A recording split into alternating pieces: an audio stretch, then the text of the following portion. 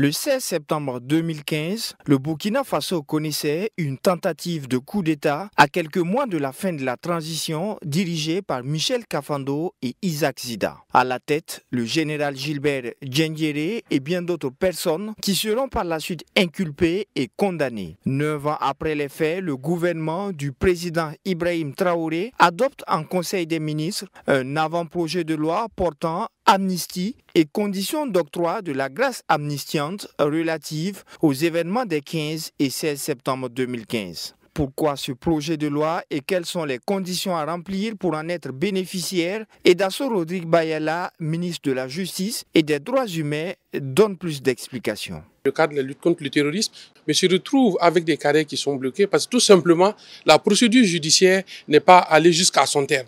Et ces personnes bénéficient toujours de la présomption d'innocence, mais se voient pénalisées parce que tout simplement, la procédure judiciaire n'est pas conduite à son terme. Le contexte particulier que nous vivons, qui est marqué par la lutte contre le terrorisme, laquelle lutte fait appel à l'ensemble des énergies, des intelligences et des forces, il était nécessaire de prendre en compte l'engagement patriotique et le sacrifice qui est consenti par ces personnels-là et de leur offrir l'amnistie et la grâce amnistiante à travers ce projet de loi.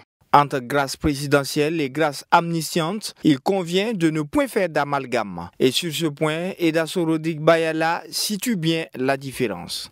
Après l'adoption de la loi, il y aura un décret qui va être pris pour préciser les personnes nommément désignées qui vont bénéficier effectivement de cette grâce amnistiante. Il faut simplement noter les faits, ce sont les faits des 15 et 16 septembre 2015. Ensuite, il faut faire preuve d'engagement et de patriotisme dans le cadre de la reconquête du territoire. Il faut avoir fait preuve d'un bon comportement en détention.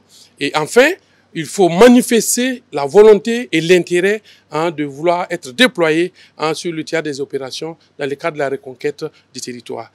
Pour ce qui est du ministère de l'Industrie, du Commerce et de l'Artisanat, le Conseil a aussi examiné et adopté un rapport relatif à 2 décrets. Le premier décret porte sur l'approbation des statuts particuliers de la Chambre de commerce et d'industrie du Burkina Faso. Quant au deuxième décret adopté, il porte sur la dissolution de la Chambre consulaire de la Chambre de commerce et d'industrie du Burkina. Le ministre Serge Poda est revenu sur la nécessité de l'adoption de ces lois qui permettront de recadrer les missions de la Chambre de commerce et d'industrie.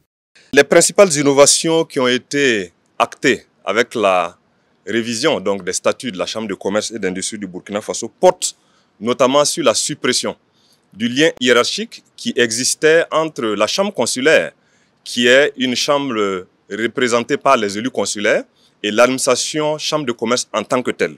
Donc l'entité consulaire et l'entité administrative n'ont plus de lien hiérarchique, mais un lien fonctionnel, et pour marquer le fait que l'administration et le secteur privé doivent être ensemble pour booster le développement du secteur privé et amener le secteur privé à contribuer davantage au développement économique et social de notre pays. À l'issue de cette première séance du Conseil des ministres du nouveau gouvernement, Rimtalba Jean-Emmanuel Ouedraogo, Premier ministre, a déclaré que l'année 2025 constitue une année charnière. La mise en œuvre des politiques et des différentes actions déclinées par le chef de l'État doivent connaître une accélération significative afin d'apporter des réponses aux attentes légitimes des populations et surtout accompagner la réinstallation des populations.